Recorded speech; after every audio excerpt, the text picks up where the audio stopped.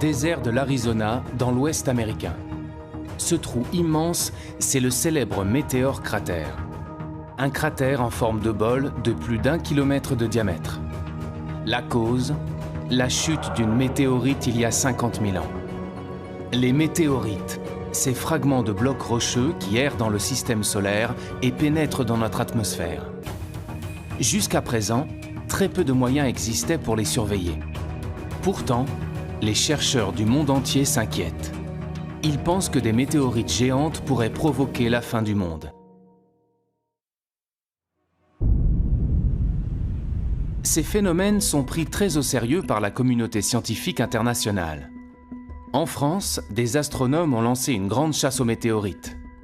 Sur les toits de l'Observatoire de Paris, des scientifiques viennent de mettre en place un réseau de caméras de surveillance. Une grande première. L'objectif de cette caméra, c'est d'observer toutes les chutes de météorites qui créent des grosses étoiles filantes. Ces grosses étoiles filantes étaient jusqu'à présent la seule trace de météorites dans l'atmosphère. À chaque fois qu'il y a un gros météore détecté par plusieurs caméras, on le sait instantanément et on est capable en quelques minutes de calculer la trajectoire. Et donc en faisant ça, on est capable de savoir où et quand les météorites tombent en France. Tout le territoire est quadrillé. Présentes dans tous les départements, les caméras fonctionnent jour et nuit. Il y en a environ 100 dans toute la France pour pouvoir faire ce qu'on appelle la triangulation. C'est-à-dire à partir de 2 caméras, on a 2 points de vue différents d'un même gros météore. Ces caméras vont peut-être enfin dévoiler les secrets que renferment ces énigmatiques corps rocheux.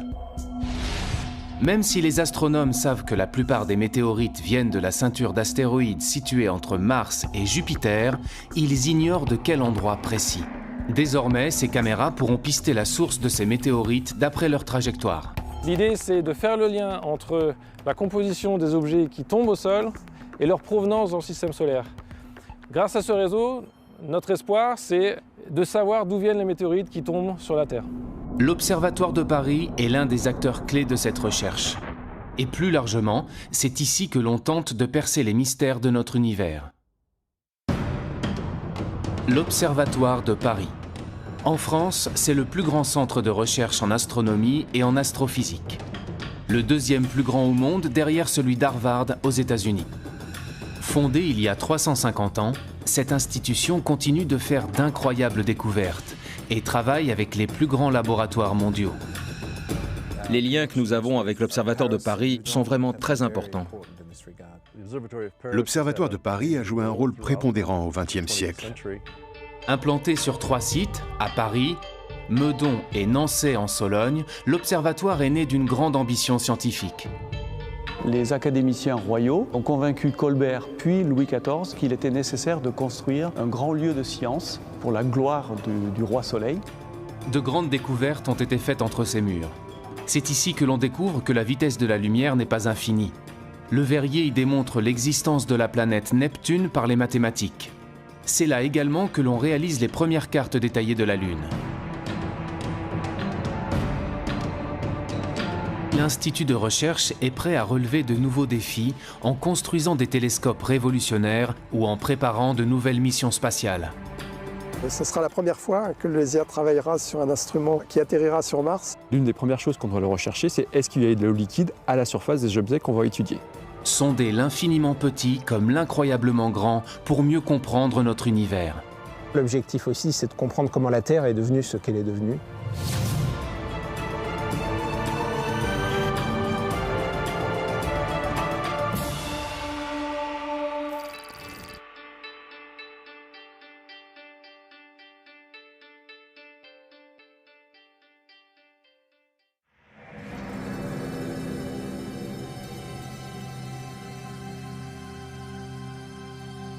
Nous sommes à l'ouest de la capitale, à Meudon. Sur les hauteurs de la ville, de majestueuses coupoles astronomiques dominent Paris. Fondé en 1876 par l'astronome Jules Janssen, le site de Meudon est rattaché à l'Observatoire de Paris depuis le début du XXe siècle. À première vue, l'endroit semble paisiblement endormi. En réalité, il abrite les projets scientifiques les plus ambitieux d'aujourd'hui. Ici, on ne se contente pas d'observer les étoiles. On prépare entre ces murs les grandes conquêtes spatiales de demain, en collaboration avec les laboratoires les plus renommés au monde. La nouvelle approche que permet le spatial, c'est à la fois un point de vue différent, d'être en dehors de l'atmosphère de la Terre, ce qui permet d'observer certaines longueurs d'onde qui sont inaccessibles au sol, donc de sortir de l'enfermement sur Terre, qui était le lot des astronomes précédents. Grâce à certaines missions spatiales, on tente aussi de se prémunir de risques majeurs qu'encourt notre planète. Au LESIA, le laboratoire d'études spatiales, on participe justement au lancement d'un nouveau satellite, Solar Orbiter. Il quittera la Terre pour une destination un peu particulière, le Soleil, notre étoile. Un grand projet international développé par l'Agence spatiale européenne et la NASA. Solar Orbiter est une mission qui va permettre d'observer l'activité du Soleil sur place directement avec l'observation du Soleil dans certains instruments, mais aussi à distance avec les éjections de masse coronale, c'est-à-dire les éjections de matière solaire qui voyagent à travers le milieu interplanétaire et dont certaines peuvent arriver jusqu'à la Terre et perturber les télécommunications ou les satellites d'observation. En effet, notre étoile connaît d'impressionnantes éruptions. Des milliards de tonnes de matière solaire sont éjectées du Soleil à plus de 1000 km par seconde, avec des répercussions directes sur la Terre. Ces éruptions peuvent mettre en danger la vie des astronautes et ont déjà causé des coupures d'électricité géantes. Nous sommes une société technologique qui utilise de plus en plus d'instruments qu'on envoie dans l'espace et qui est soumis à l'influence de cette étoile du Soleil. Ça peut endommager certains satellites, ça peut perturber les télécommunications, ça peut créer des coupures électriques généralisées à l'échelle de régions entières. Pour se prémunir de ces risques, l'Observatoire de Paris construit un instrument fondamental dans le cadre de cette mission. Le LESIA est impliqué dans le sonde spatiale Solar Orbiter par la production d'un instrument qui s'appelle RPW, qui est en charge de mesurer les ondes émises par les plasmas interplanétaires. La conception de cet instrument est maintenant presque terminée. Une fois le satellite lancé, il mettra plusieurs années pour atteindre le Soleil. Sa mission durera entre 7 et 10 ans et les premiers résultats ne devraient être connus qu'en 2022.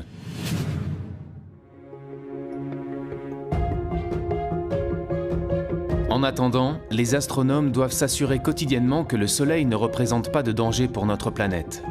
Ils ont mis au point un procédé pour surveiller le Soleil, mais cette fois-ci en restant au sol. Le même procédé depuis plus d'un siècle.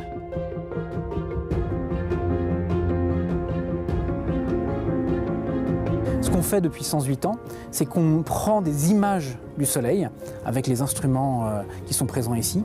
C'est-à-dire qu'on construit un catalogue de données que pourront exploiter plus tard, dans 108 ans, dans 350 ans, des chercheurs qui s'intéresseront à l'évolution à très longue durée du Soleil. Il s'agit véritablement d'un travail d'endurance qu'on essaye de donner aux générations futures.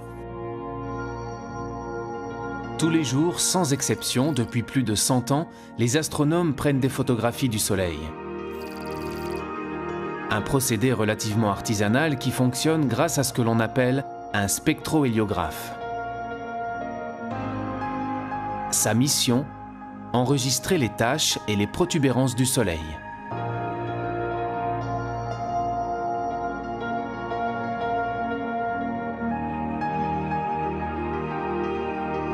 Il est nécessaire d'avoir ces types d'observations qui sont faites au sol, qui sont faites de manière relativement simple par rapport à ce qu'on est capable de faire, mais qui sont irremplaçables. Voilà, donc là vous avez la photo en direct du Soleil, en lumière blanche. On est en période de descente d'activité, donc on n'a absolument pas de taches sur le Soleil aujourd'hui. S'il y a des taches, il peut y avoir des éruptions. S'il n'y a pas de taches, il n'y aura pas d'éruption. Et là, on est vraiment en descente d'activité solaire. Aujourd'hui, la photographie ne prend que quelques secondes et les résultats sont immédiatement informatisés.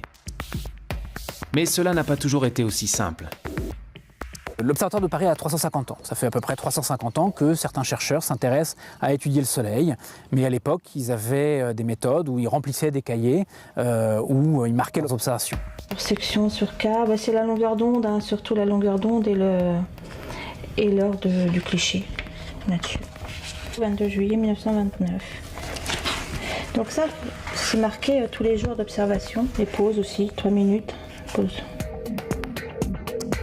Grâce à cette observation sur une très longue période, les astrophysiciens ont pu identifier avec précision différents cycles d'activité solaire extrêmement réguliers. C'est cette régularité qui leur permet de prévoir les fortes éruptions et les perturbations potentielles. Le Soleil est vivant, il y a des moments où il est plus actif et des moments où il est moins actif. Donc il y a un premier cycle qui va être le cycle qui est très bien connu, qui est le cycle de 11 ans, où au début du cycle, petit à petit, il va y avoir de plus en plus d'éruptions jusqu'à un maximum. Et puis à nouveau, pendant quelques années, la fréquence des éruptions va diminuer jusqu'à ce qu'on arrive à un minimum où il n'y aura aucune éruption. Et puis ce qu'on est en train de découvrir, c'est qu'il y a aussi un cycle plus long, qui aura une centaine d'années, où pareil, il y a une modulation de l'activité du Soleil. Mais pour cela, il faut arriver à étudier le Soleil sur des périodes qui sont très longues, qui dépassent même la vie humaine. Et c'est ce qu'on fait ici, à l'Observatoire de Paris. Donc ça fait seulement sur ces cycles de 100 ans, on n'en a vu que 3 à l'heure actuelle. Souvent dans la recherche, il s'agit d'une course de vitesse, il s'agit de voir plus loin, voir plus petit. Ici, on est plus dans une course d'endurance, c'est-à-dire qu'il faut additionner des données sur des années et des années qu'on va transmettre aux générations futures pour que plus tard, les chercheurs qui travailleront sur ces problèmes dans 350 ans puissent eux comprendre mieux comment fonctionne notre étoile. Comprendre comment fonctionnent les étoiles et notre univers, repousser les limites de la connaissance, ont toujours été les raisons d'être des différents sites de l'Observatoire. Lorsqu'il est fondé en 1667, l'Observatoire de Paris devient rapidement un lieu fondamental pour la science, nourri par de grandes ambitions. Grâce à leurs connaissances, les scientifiques établissent pour la première fois des cartes maritimes et terrestres. Un projet révolutionnaire pour l'époque.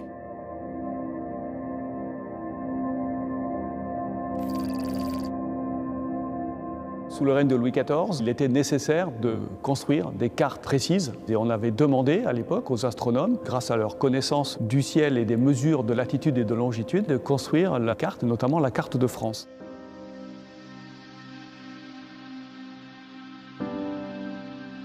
Au XVIIe siècle, connaître l'étendue du territoire et savoir s'y repérer est en effet un enjeu essentiel pour le commerce et la guerre.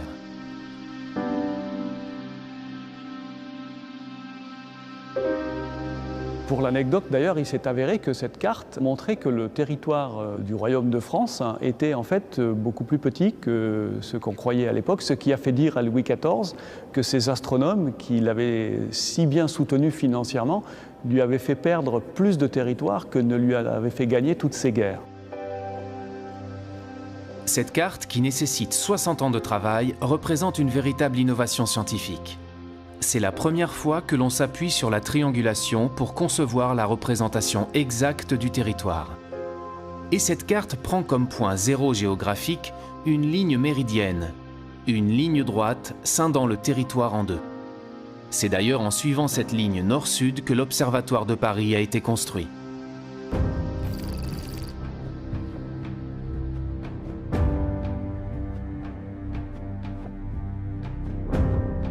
Nous sommes ici dans la salle Cassini, qu'on appelle aussi la salle de la Méridienne de l'Observatoire de Paris, tout simplement parce qu'elle contient le méridien de Paris, qui est cette ligne que vous voyez ici, qui a été tracée par les académiciens le 21 juin 1667.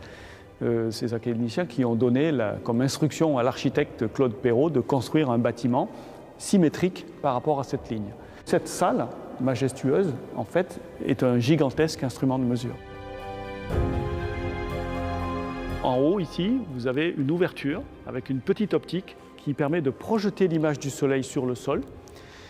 L'été, le Soleil est très haut sur l'horizon et par conséquent, l'image du Soleil se projette de ce côté de la salle. L'hiver, il est très bas et l'image du Soleil se projette complètement de l'autre côté de la salle. Et entre les deux, l'image du Soleil fait un aller-retour.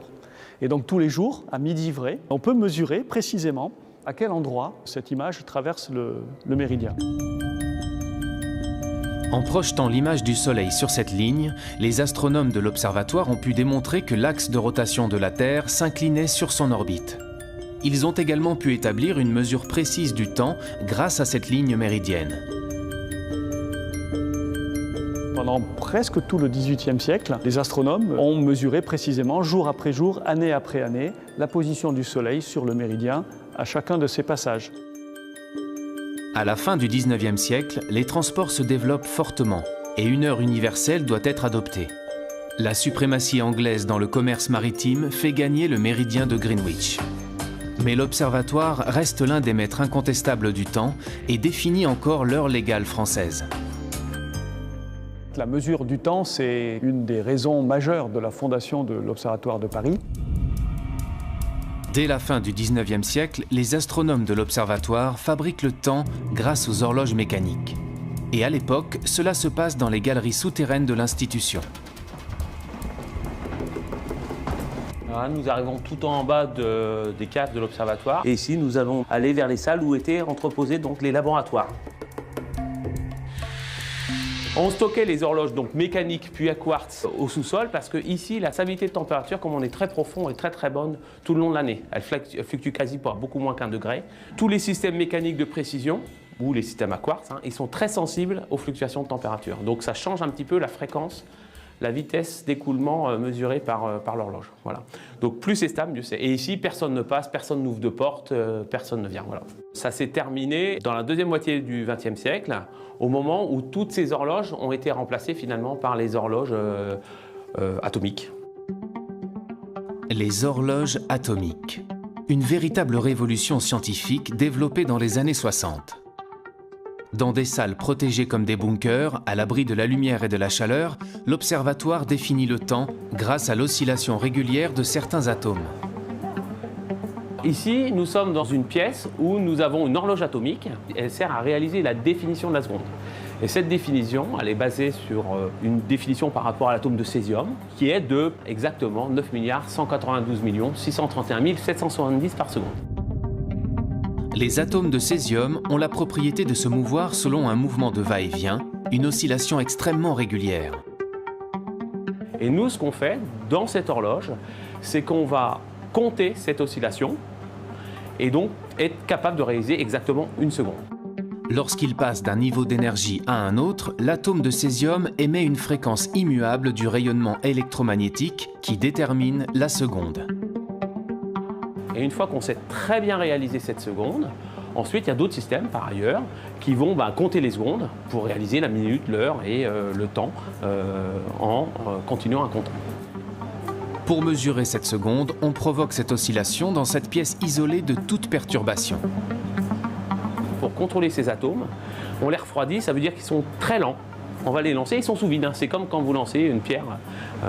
Ils vont monter, retomber, et pendant toute cette interrogation, presque une seconde en fait, pas tout à fait, on va mesurer cette oscillation. Donc on va faire des mesures ensuite répétitives, et ça va nous permettre de parfaitement fixer l'intervalle de temps, qui est à la base de la réalisation de l'ensemble ensuite de notre échelle de temps.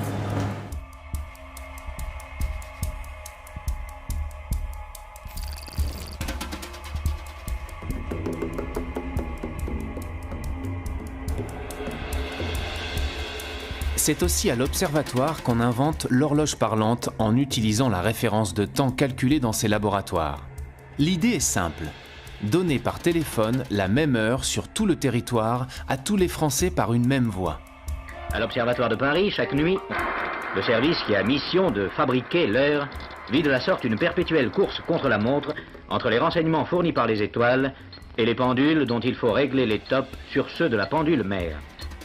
Il suffit de composer un numéro de téléphone pour obtenir la voix que tout Paris connaît et l'heure exacte. Il sera exactement 9h40. Merci.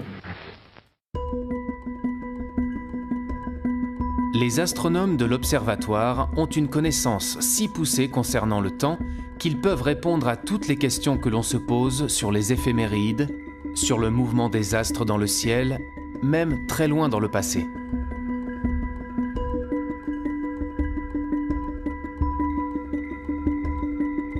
On a des personnes qui se posent des questions quand même un petit peu profondes, donc sur l'espace qui nous entoure, sur le temps.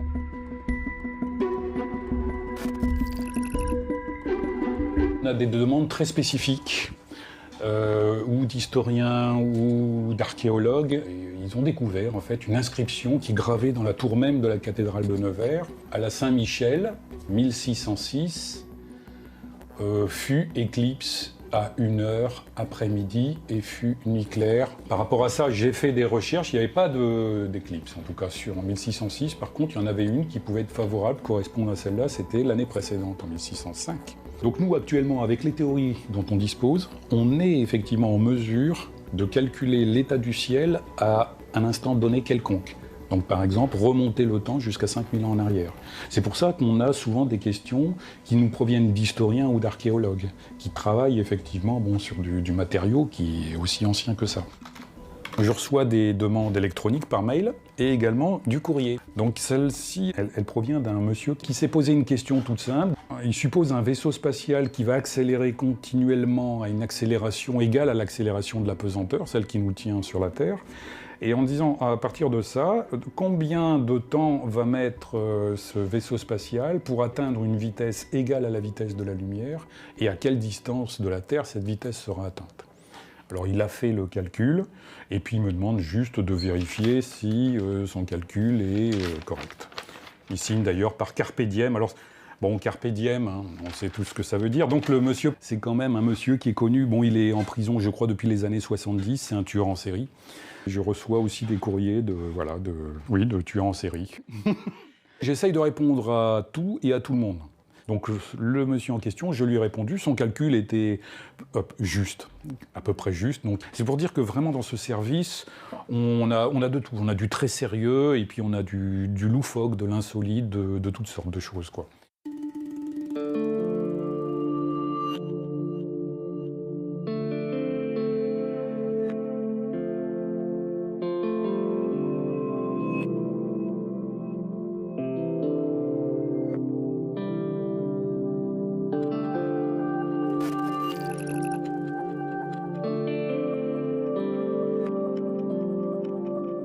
Le soir, Pascal Descamps s'offre un moment de nostalgie sur le toit de l'Observatoire de Paris.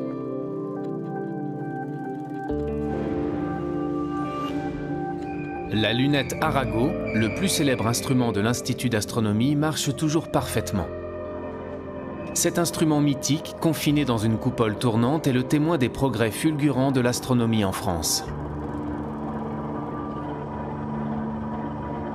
Au moment de sa construction au XIXe siècle, c'était la plus grande lunette astronomique du monde. 38 cm de diamètre et 9 mètres de focale. Cet instrument mythique, voulu par François Arago, a contribué aux recherches les plus célèbres de l'Observatoire de Paris.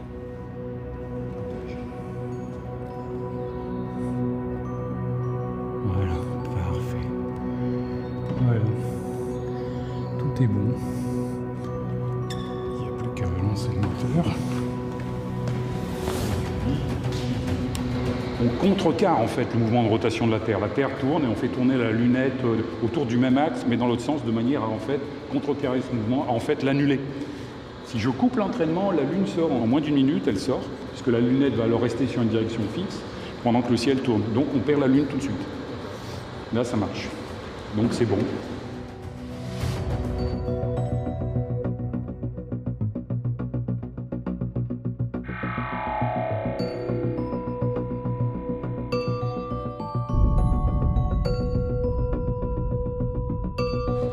On sent vraiment le relief lunaire de façon assez impressionnante.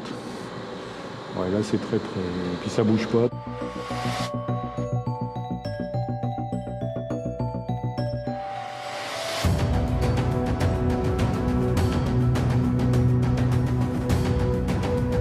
Depuis l'âge d'or de la lunette Arago, des pas de géants ont été faits en astronomie. On observe encore les étoiles avec ce type d'instrument qu'à de rares exceptions. Désormais, ils sont beaucoup plus performants.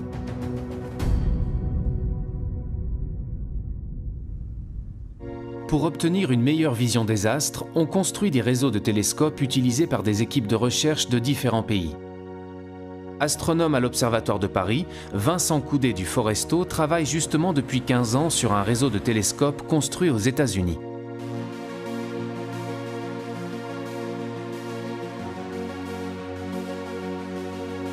Ce réseau est situé dans l'un des observatoires les plus célèbres du monde, le mont Wilson, près de Los Angeles.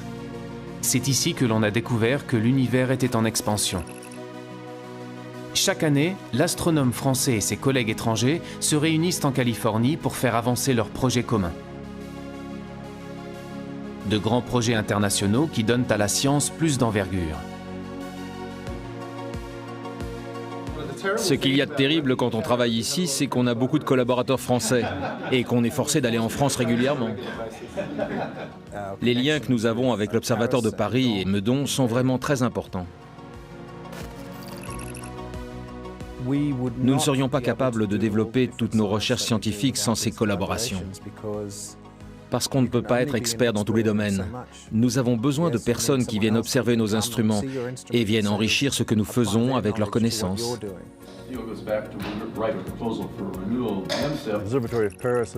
L'Observatoire de Paris a joué un rôle prépondérant au XXe siècle, en développant des technologies d'optique de précision qui sont capitales pour les télescopes modernes ou les instruments que nous utilisons aujourd'hui. Vincent Coudet du Foresto et ses équipes de l'Observatoire de Paris ont conçu un instrument, Fluor, qu'il n'est possible d'utiliser qu'ici, au Mont Wilson, grâce aux 6 télescopes placés en réseau, idéalement espacés les uns des autres. Ce que notre équipe à l'Observatoire de Paris a amené, c'est un instrument qui s'appelle Fluor, qui recombine la lumière des télescopes de telle manière à ce qu'on va pouvoir simuler finalement le comportement d'un télescope de presque 300 mètres de diamètre qu'on serait bien incapable de construire. Imaginez un télescope de 300 mètres de diamètre. Au lieu de le fabriquer, imaginez que vous ne construisiez qu'un télescope d'1 mètre, et le même juste à côté. Maintenant, imaginez que vous puissiez former une seule image à partir de ces 2 télescopes. Là, vous vous demandez, est-ce que c'est possible de récolter avec ces 2 télescopes les mêmes données qu'avec un télescope de 300 mètres? Eh bien, la réponse est oui. Cette technique d'observation, c'est l'interférométrie. En combinant la lumière de plusieurs télescopes en réseau, il est possible d'obtenir une image d'une finesse équivalente à celle d'un télescope beaucoup plus grand. Fluor permet de combiner la lumière des télescopes du Mont Wilson par fibre optique et non plus avec des miroirs. Une révolution.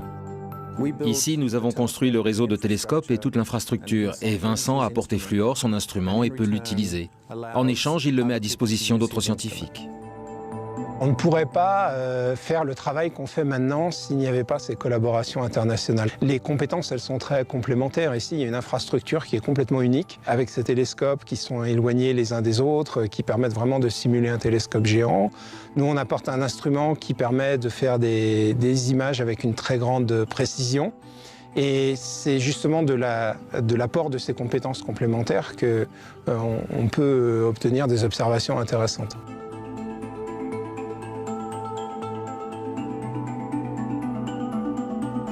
Quand on regarde une étoile avec un télescope, c'est un point.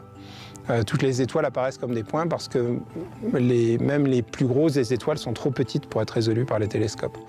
Et donc il faut un interféromètre pour voir les étoiles autrement que comme des points, pour voir des choses à la surface des étoiles. L'interférométrie ouvre de nouvelles perspectives dans la connaissance des étoiles, mais aussi dans la découverte de nouvelles planètes.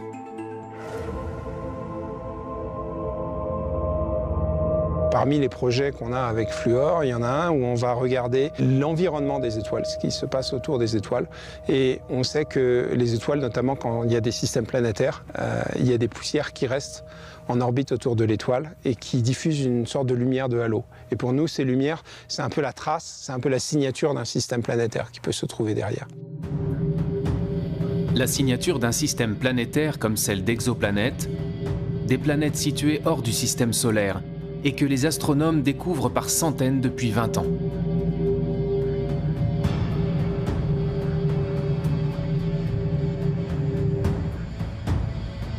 Ces collaborations entre laboratoires permettent de faire accélérer les découvertes.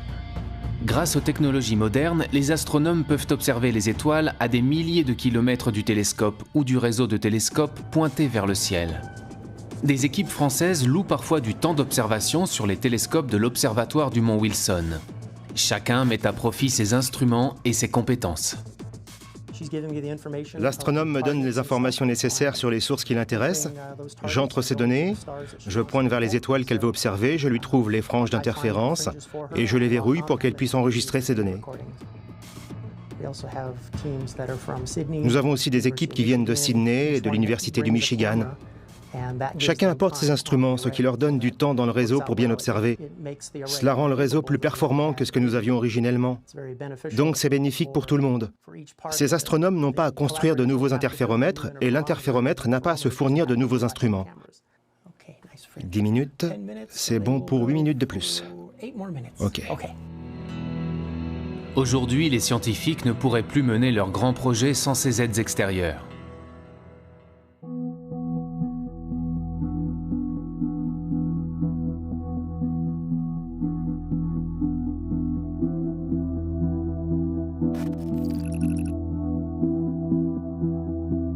La recherche, c'est l'échange d'idées, et donc l'échange, la confrontation, la critique, et de la critique naît de nouvelles idées. Donc si on est tout seul dans son coin, en général, on n'arrive pas à grand-chose. En tout cas, on a besoin d'être à certains moments seul dans son coin pour réfléchir, mais si on ne confronte pas ces idées à la communauté à un moment ou à un autre, de toute façon, on n'avancera pas. Les découvertes futures nécessitent des moyens extrêmement importants qu'aucun pays au monde n'est capable de mettre sur la table tout seul.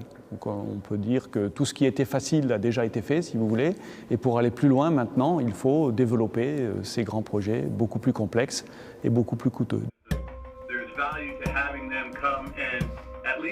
Aujourd'hui, de nombreux pays rassemblent leurs forces pour résoudre la grande question de l'humanité.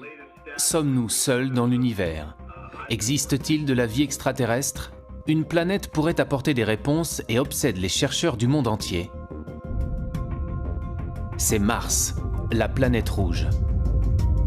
Après le succès de la mission menée sur Mars en 2012 et le lancement du rover Curiosity, les astrophysiciens espèrent que la planète rouge répondra enfin à leurs questions.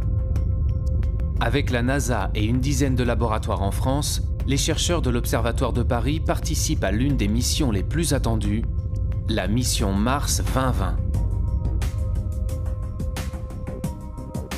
La mission Mars 2020 est la mission qui va continuer d'explorer la surface martienne à la recherche de l'eau passée, de la minéralogie passée et de la biologie, de la possible existence de vie à la surface de Mars. L'une des premières choses qu'on doit rechercher, c'est est-ce qu'il y a de l'eau liquide à la surface des objets qu'on va étudier. Pour répondre à cette question, les astrophysiciens de l'Observatoire de Paris conçoivent un petit instrument placé sur la caméra du rover. Nous travaillons ici sur une partie des détecteurs et sur toute l'ingénierie système de la caméra qui sera placée au bout d'un mât sur cette mission spatiale. On fabrique un petit instrument qui est un spectromètre infrarouge qui va nous permettre de faire la spectroscopie de la surface martienne. En fonction des différentes couleurs qui seront présentes, on sera capable de dire quels sont les minéraux qui sont présents à la surface de Mars et éventuellement même en quelle quantité. On va aussi essayer de voir s'il y a de la matière organique à la surface de Mars.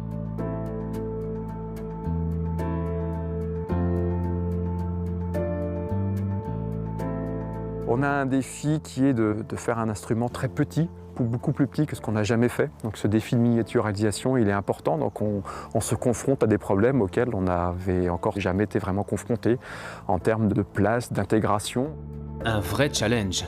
L'instrument doit être suffisamment petit pour se glisser dans la caméra du rover sans l'alourdir. Pour concevoir leur spectromètre infrarouge, les astrophysiciens font fabriquer sur place, dans l'atelier de l'Institut, leurs pièces miniatures construites sur mesure.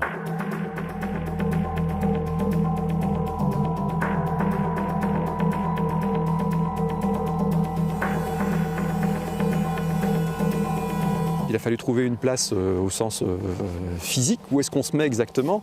Il a fallu aussi trouver comment on branchait nos fonctions, de l'électronique, quelle masse on apportait. Il ne fallait pas apporter trop de masse, parce que sinon on aurait été trop lourd, on n'aurait pas pu être au sommet du mât du rover. Donc on a tout ce genre de contraintes qui nous empêchent de faire exactement tout ce que l'on veut et nous restreignent dans nos objectifs scientifiques. Ce sera la première fois que le LESIA travaillera sur un instrument qui atterrira sur Mars et c'est pour nous un nouveau challenge. Un nouveau challenge que l'Observatoire doit remporter. Les équipes n'ont pas le droit à l'erreur. Maintenant que l'étape de fabrication de l'instrument est terminée, les chercheurs lui font subir une série de tests et de vérifications. L'instrument est placé dans les conditions extrêmes de l'espace et de la surface martienne. Sachant qu'il peut faire jusqu'à moins 133 degrés sur Mars, il doit résister à un univers hostile. pouvoir se dire qu'un petit morceau de métal et d'optique qu'on a créé se retrouve dans l'espace, c'est quelque part quelque chose qui nous rend très fiers.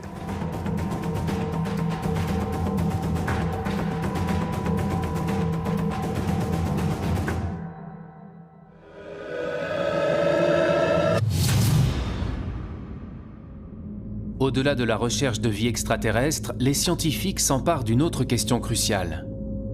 Remonter aux origines du monde et comprendre comment les premières galaxies se sont formées. C'est l'objectif de la radioastronomie.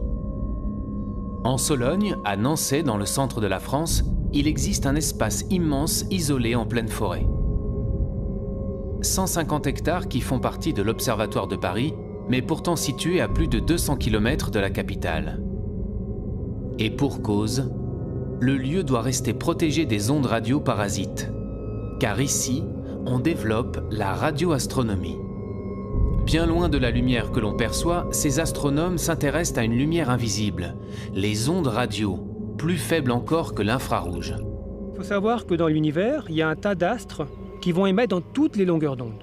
Donc la radioastronomie va s'intéresser justement à observer ces astres ou tous les phénomènes célestes inimaginables dans le domaine des ondes radio.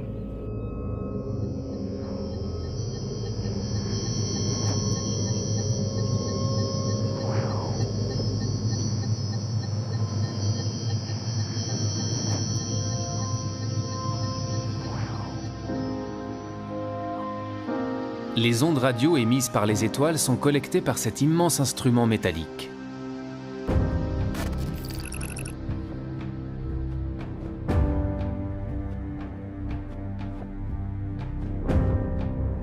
C'est l'un des plus grands radiotélescopes du monde. Avec ses 40 mètres de longueur, il a une surface collectrice de 8000 mètres carrés. Il observe l'univers à basse fréquence et permet l'étude des galaxies, des enveloppes d'étoiles ou encore des comètes.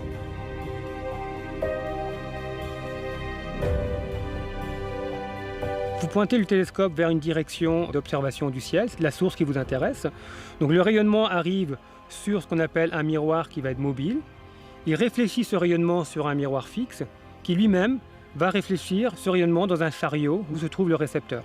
Ici, on peut voir presque l'intégralité du ciel, bien sûr, de notre hémisphère. Les ondes à basse fréquence correspondent à celles d'astres très éloignés et qui ont mis beaucoup de temps à nous parvenir, donc très anciens. La radioastronomie permet de remonter le temps et d'accéder aux origines de l'univers. Quand vous avez un objet émetteur en ondes radio qui s'éloigne de vous, cette fréquence, ce signal caractéristique va être décalé vers les basses fréquences. Et donc, ainsi, vous allez pouvoir étudier l'hydrogène dans l'univers lointain. C'est pour ça qu'actuellement, il y a des projets qui se développent à très basse fréquence, parce que ce qui permet d'étudier l'univers quand il était très très jeune, donc quelques centaines de millions d'années par exemple. C'est également grâce à la radioastronomie que l'on a découvert les pulsars issus de l'explosion d'étoiles en fin de vie. Les pulsars nous ont donné de nouvelles indications sur la structure de la Voie lactée. Désormais, les chercheurs veulent aller encore plus loin dans l'observation des astres grâce à des radiotélescopes de nouvelle génération comme Nénuphar.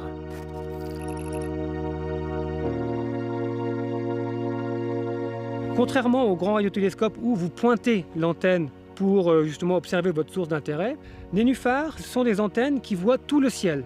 C'est un peu une révolution en radioastronomie en fait, c'est d'avoir des antennes qui voient tout le ciel et qui pointent et vous pointez dans différentes directions.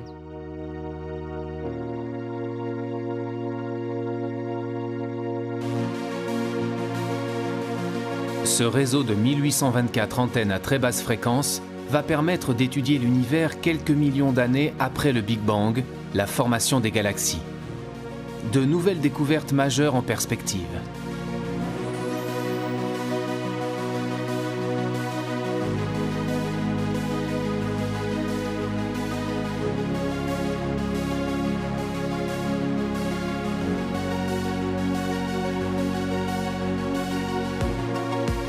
Fournir une vision renouvelée de la structure de notre univers pour en comprendre sa composition et son origine, c'est le défi quotidien que tentent de relever ces astrophysiciens.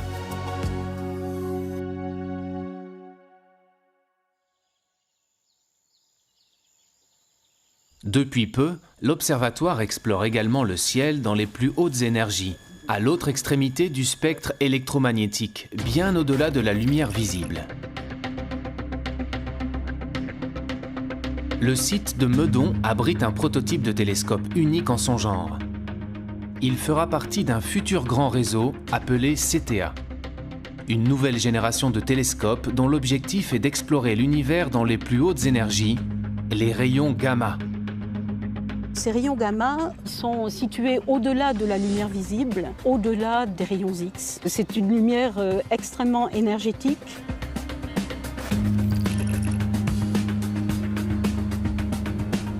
CTA va pouvoir observer des photons gamma qui ont des énergies de 10 puissance 10 à 10 puissance 14 fois plus grandes que l'énergie de photons optiques. Donc on voit qu'on touche là à un domaine qui est tout de même très loin de notre perception directe, personnelle. Grâce à une technologie interposée, on va pouvoir imaginer des façons de mettre en évidence ces rayons gamma et de les étudier, et du coup de devenir sensible, disons, en tant que civilisation technologique, on est devenu sensible aux rayons gamma de très hautes énergies. À ce stade du projet, les chercheurs sont encore en phase de test sur le prototype. Mais bientôt, plusieurs dizaines de télescopes comme celui-ci collecteront partout dans le monde ces rayons gamma. Ce que les télescopes vont observer, ce sont des flashs de lumière émis par des gerbes de particules. Des particules produites par les rayons gamma lorsqu'ils pénètrent dans l'atmosphère. On va pouvoir faire l'image de ces gerbes atmosphériques. Donc ça va faire une sorte de cascade de particules qui va descendre petit à petit vers le sol. Et dans cette gerbe atmosphérique, il y a justement des particules très rapides qui vont émettre un flash bleuté très ténu qui va être détecté par les caméras des télescopes Cherenkov. Et on voit les produits que son entrée dans l'atmosphère a générés et le rayonnement qui en résulte au bout du compte. Il faut avoir une résolution temporelle pour suivre l'évolution de ces flashs de l'ordre de la nanoseconde. Donc la nanoseconde, c'est 1 milliardième de seconde. Lorsque la nuit tombe, les tests d'observation peuvent commencer. L'équipe est composée de chercheurs du monde entier, chacun étant spécialisé sur une partie du télescope. Au total, 30 pays et 1200 scientifiques sont engagés dans ce projet hors norme. Ils espèrent tous repérer des cascades de particules dans le ciel de Paris.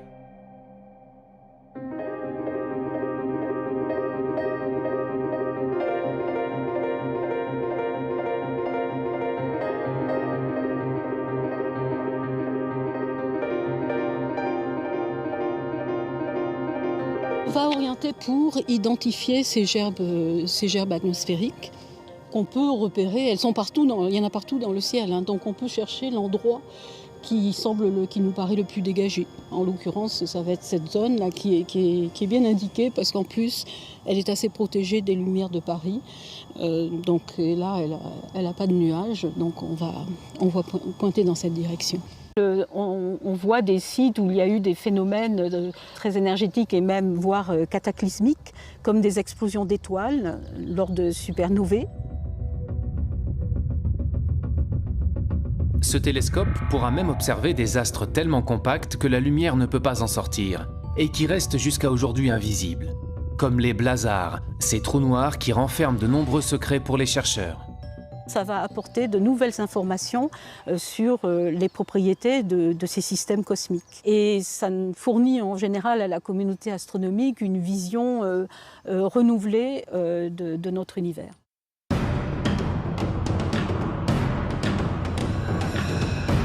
Grâce à tous ces nouveaux instruments ultra perfectionnés et des connaissances toujours plus poussées, les astrophysiciens peuvent observer le ciel dans les plus basses fréquences comme dans les plus hautes énergies. Mais ils se confrontent toujours à une limite, celle de la formation de notre univers. Aujourd'hui, on n'est pas capable en fait, de remonter aux premières sources, à l'origine, à nos origines. On a besoin d'observer des galaxies de plus en plus lointaines, beaucoup plus distantes. Et pour cela, eh bien, il faut des instruments de plus en plus puissants. L'instrument d'observation le plus puissant, c'est le projet futuriste ELT, Extremely Large Telescope. Un télescope européen géant, le plus grand télescope au monde, celui qui va peut-être réussir à remonter le temps jusqu'à l'origine de l'univers. Là, le but, c'est vraiment d'aller jusqu'au bout, d'aller vraiment étudier physiquement en fait, les premières sources de l'univers. C'était quoi d'abord? Est-ce que c'était des galaxies? Est-ce que c'était des amas d'étoiles? Est-ce que c'était autre chose? Des étoiles même, simplement, en explosion? C'est un télescope qui va être installé dans les années 2020. Ça consiste à prendre tous les grands télescopes existants sur la Terre aujourd'hui, c'est-à-dire 15 grands télescopes de 10 mètres, les mettre ensemble, combiner leurs miroirs et d'en faire un seul. Ces 39 mètres de diamètre, on doit les installer sous une coupole, ce qui fait que la coupole représente à peu près l'équivalent de 3 arcs de triomphe superposés. C'est l'un des projets européens les plus ambitieux en matière d'observation au sol.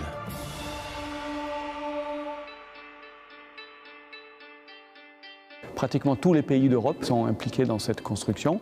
Et nous, à l'Observatoire de Paris, on est particulièrement impliqués dans la construction d'instruments qui se mettent au foyer du télescope.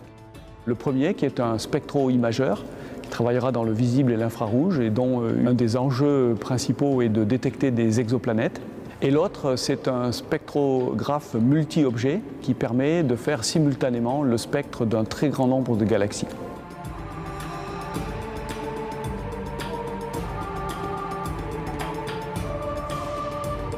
Il y a plus de 100 milliards de galaxies dans l'univers.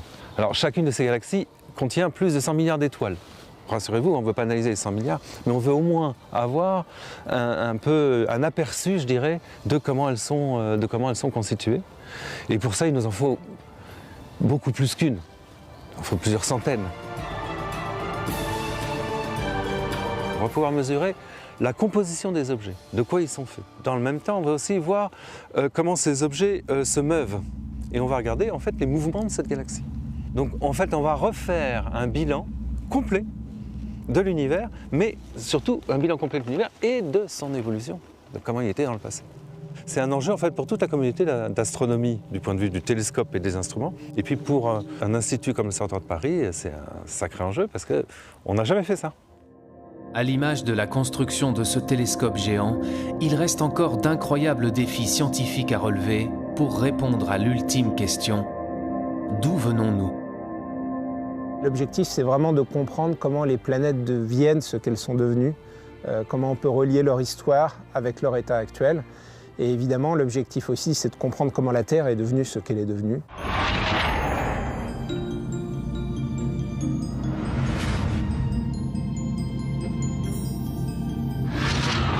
Imaginez par exemple un archéologue, il pourrait étudier par exemple toutes les espèces d'évolution, par exemple si on s'intéresse à l'évolution de l'homme, vous auriez à votre disposition toutes les différentes étapes.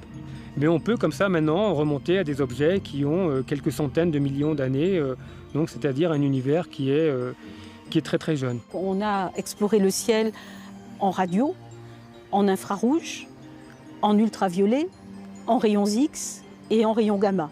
Donc là, on a balayé tout le spectre électromagnétique et maintenant l'astronomie moderne peut utiliser des informations sur le ciel venant de tous ces domaines. Et dans chacun de ces domaines, il y a eu un renouveau complet qui fait qu'aujourd'hui encore, l'astrophysique reste une science extrêmement active et en complet renouvellement.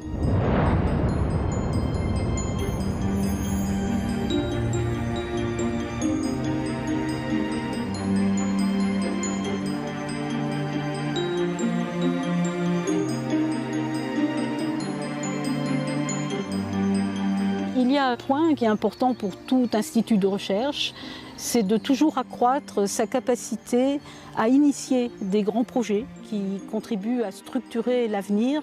Son futur est tout à fait prometteur. Il a un potentiel humain, de recherche, d'ingénieurs, techniciens, d'innovation qui est extrêmement fort.